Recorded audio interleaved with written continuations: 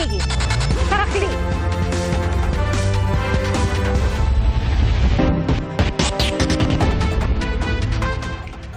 Patuloy na hinahanap ng may-ari ng sumabog na pagawaan ng paputok sa North Sagaray, Bulacan.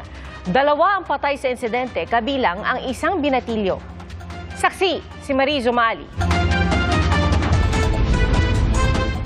Nagkalat ang mga yero at iba pang gamit. May nasirang mga bahay at may mga buhay na nawala. Bago magtanghali kanina nang magkaroon ng pagsapok sa pagawaan ng paputok sa Barangay Partida sa North Sagaray, Bulacan. Malawak ang iniwan nitong pinsala, pero ang mas masaklap, 2 ang nasawi.